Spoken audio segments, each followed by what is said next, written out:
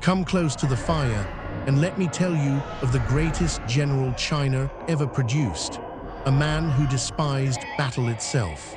He wrote a thin little book of war so precise, so timeless, that it is still studied on battlefields 25 centuries later. But before any army would follow him, he had to prove his theories to a doubting king, in the cruelest way imaginable. He was asked to turn a court of giggling palace concubines into disciplined soldiers in a single afternoon. When they would not take him seriously, he did something almost unthinkable. He executed the king's own favorites. It was not cruelty for its own sake. It was the first brutal lesson in a philosophy that would conquer without fighting at all. His name was Sun Tzu, and this is the whole of his strange, brilliant, and largely mysterious story. Let the fire burn low, and let us begin in an age when China was not one nation, but many, endlessly at war. More than 2,500 years ago, the land we now call China was not a single unified empire. It was a patchwork of rival states, each ruled by its own lords, locked in an age of nearly endless, grinding conflict. Historians would later call this troubled age the Spring and Autumn period, a time of shifting alliances and betrayal. Among these warring states was Wu, a rising power along the fertile lands near the great Yangtze River.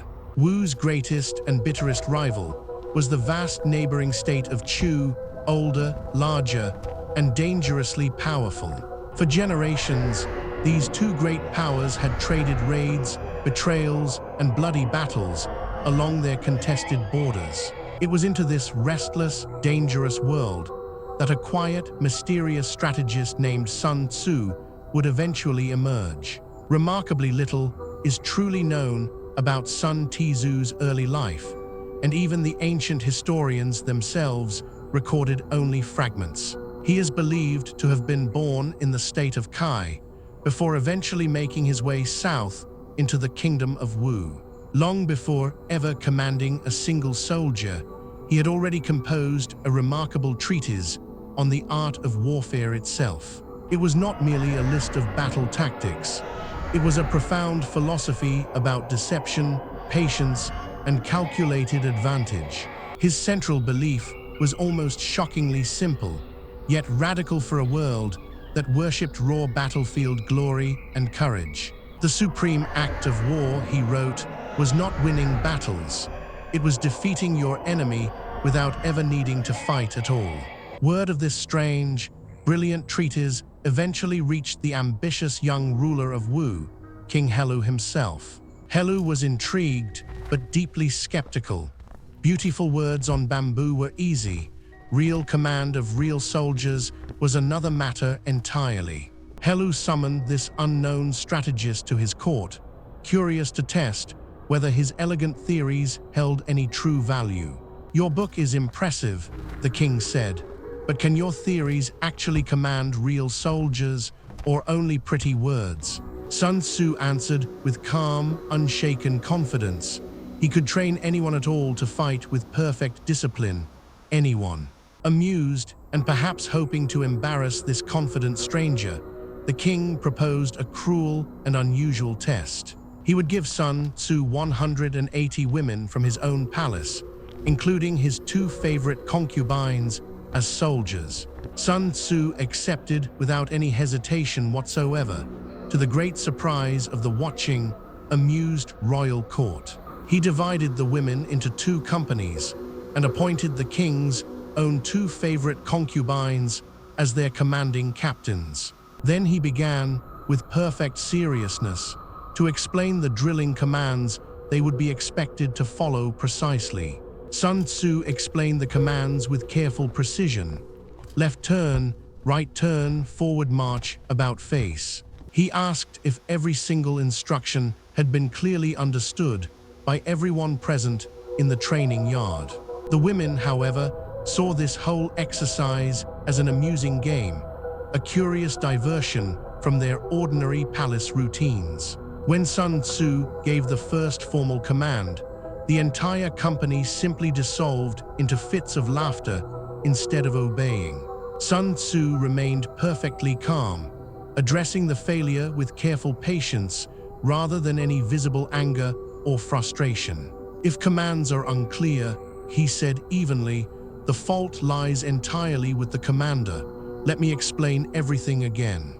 He carefully repeated every single instruction once more, ensuring true and complete understanding among all the women present. Then he gave the command a second time, and once again, the women simply dissolved into fresh laughter and complete disorder.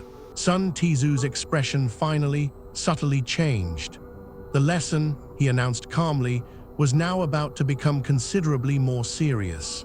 If commands are clear and still disobeyed, Sun Tzu declared, then the fault lies entirely with the officers in charge.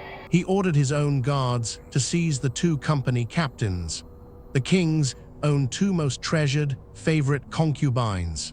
A stunned, horrified murmur swept instantly through the entire watching royal court as the true gravity became clear. King Helu himself leapt to his feet in alarm, sending an urgent, desperate message down to the training yard below. I acknowledge your skill as a commander completely, the king pleaded. Please spare my two favorites, I beg you. Sun Tzu received the king's desperate plea with the same unshaken, terrible calm he had shown throughout the entire exercise. Once a general is properly appointed to command his troops, he replied firmly, he need not accept every royal order. The two women were executed immediately before the horrified, silent eyes of the entire watching royal court. New captains were calmly appointed, and this time, when Sun Tzu gave the command, every single woman obeyed in perfect, silent unison. King Helu was horrified by the brutal cost of this lesson, yet he could not deny its terrifying, undeniable effectiveness. The once giggling palace women now moved with the flawless precision of hardened, battle-ready veteran soldiers. Shaken but deeply, undeniably impressed, Helu set aside his private grief and formally appointed Sun Tzu as his general. It was a harsh, uncomfortable lesson for the ambitious king, but an essential one for everything that would soon follow. Discipline, Sun Tzu firmly believed, was not cruelty for cruelty's own sake.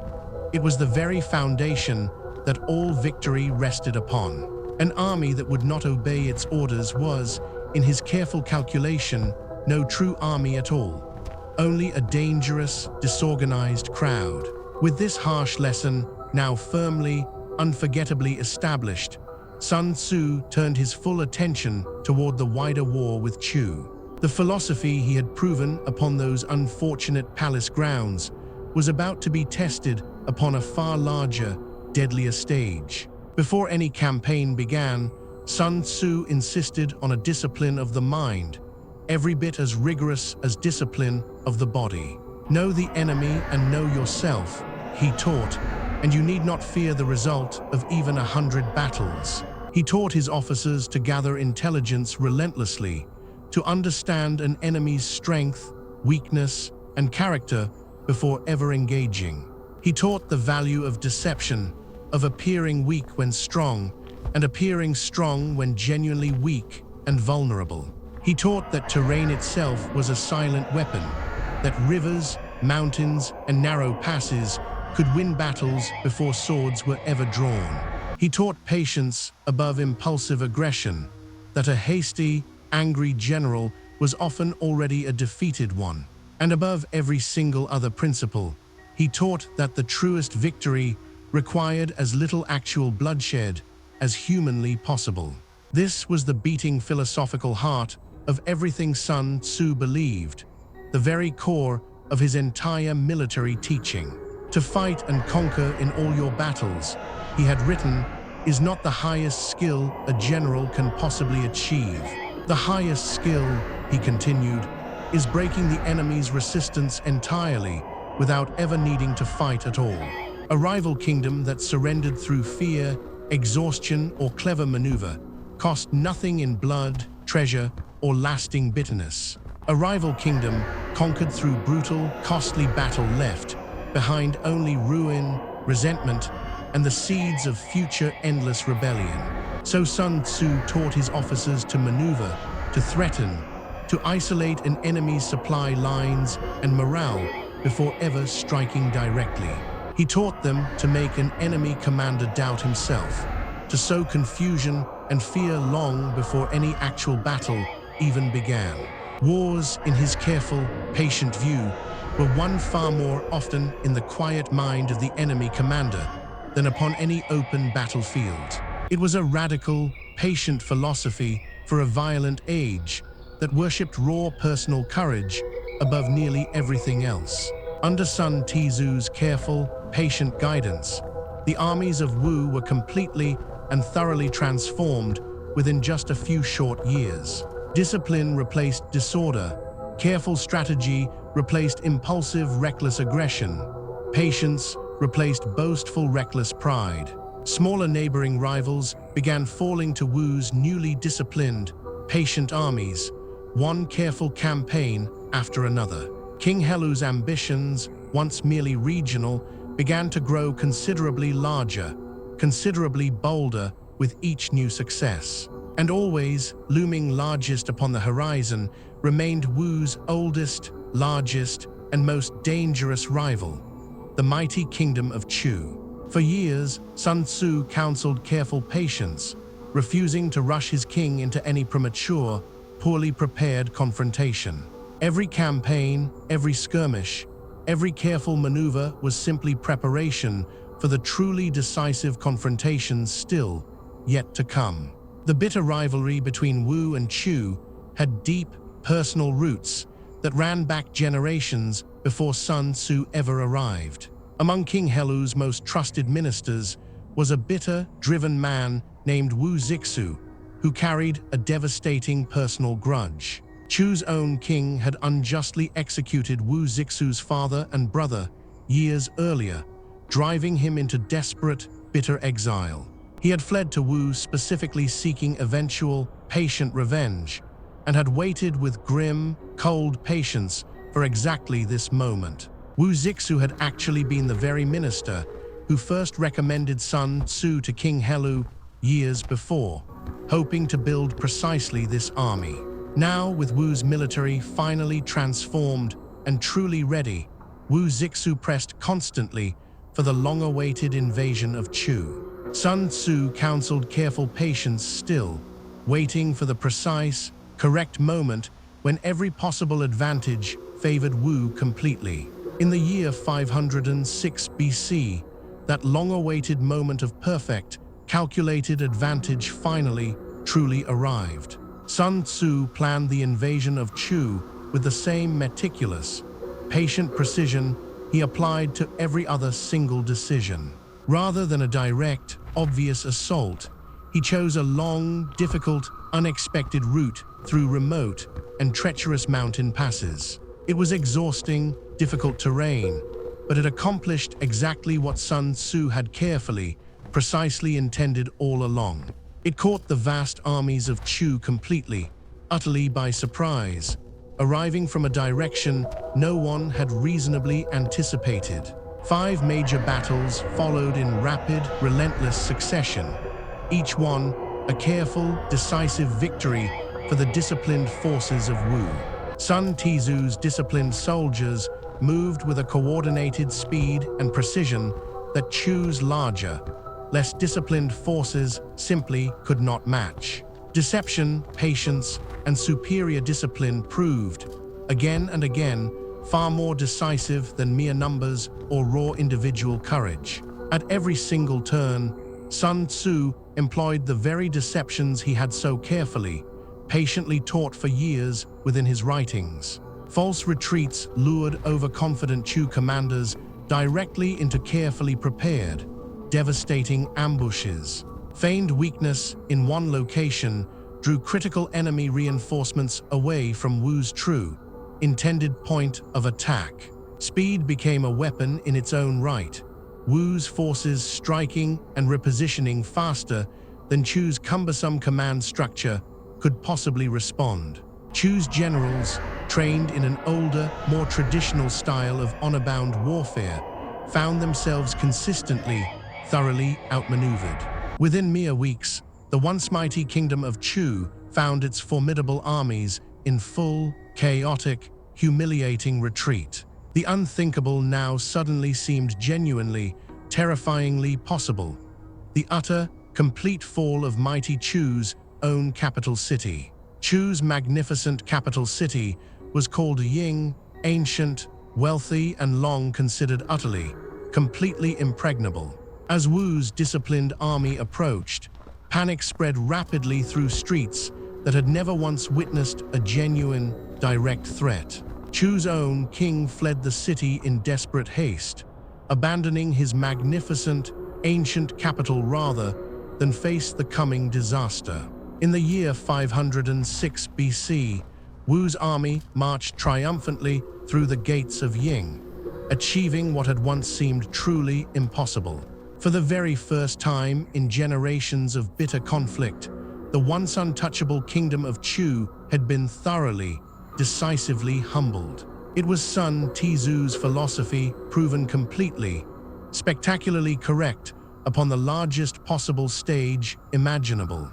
Discipline, patience, deception, and careful calculated timing had accomplished what raw courage alone could never have achieved. But victory, as Sun Tzu understood perhaps better than any other man of his violent age, often carries within it a bitter, dangerous cost. Wu Zixu, the bitter exiled minister who had waited so patiently for this very moment, could finally claim his long-awaited revenge. He learned that Chu's old king, the very man responsible for his father's and brother's deaths, had already died some years before. In a fit of consuming rage and grief, Wu Zixu ordered the old king's tomb desecrated and had the corpse itself whipped mercilessly. It was a shocking, deeply troubling act, even by the harsh standards of that brutal, unforgiving age of constant warfare.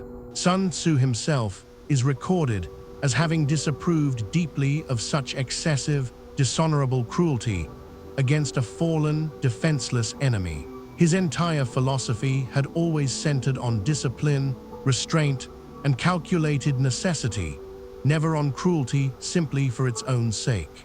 The conquest of Chu, meant to be his philosophy's ultimate, crowning triumph, had ended instead in troubling, uncomfortable excess. It was a sobering, complicated reminder that even the most disciplined philosophy could not always fully control the men who wielded it. After the dramatic, historic fall of Ying, something curious and quite mysterious happened. Sun Tzu simply, quietly vanished from the record. Ancient historians, normally so careful to track the fates of great and famous generals, recorded almost nothing more about him. Some accounts suggest he simply retired quietly from public life, content that his life's true purpose had been thoroughly fulfilled. Other, more uncertain accounts suggest he may have grown troubled and disillusioned by the very violence his genius had ultimately enabled. Some modern scholars have even questioned whether Sun Tzu, precisely as the old legends describe him, ever truly existed at all. Perhaps he was a real man, whose legend simply grew larger with each passing generation of retelling and reverence. Or perhaps his name became a convenient banner, gathering the accumulated military wisdom of an entire era beneath one single legendary figure. What we know for absolute certain is simply this: the book he left behind never once vanished from human memory or use. Long after Wu and Chu themselves had both crumbled into dust and faded historical memory, Sun Tzu's slender book endured.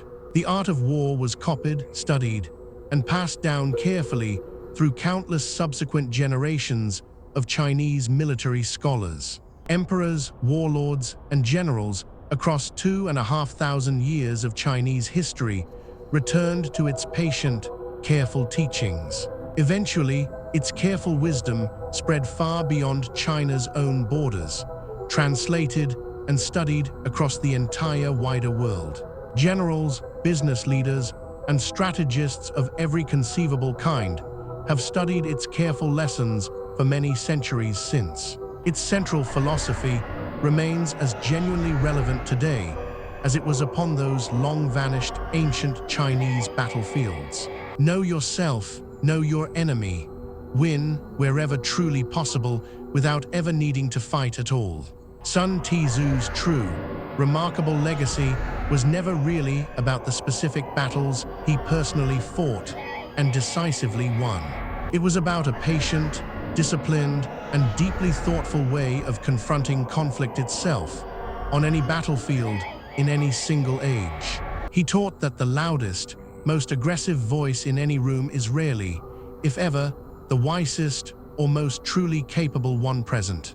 He taught that true strength often lies patiently in restraint, careful preparation, and disciplined patience, not in reckless, impulsive aggression. And he taught, perhaps most importantly of all, that the very best victories leave behind no bitterness, no ruin, and no lasting cost at all.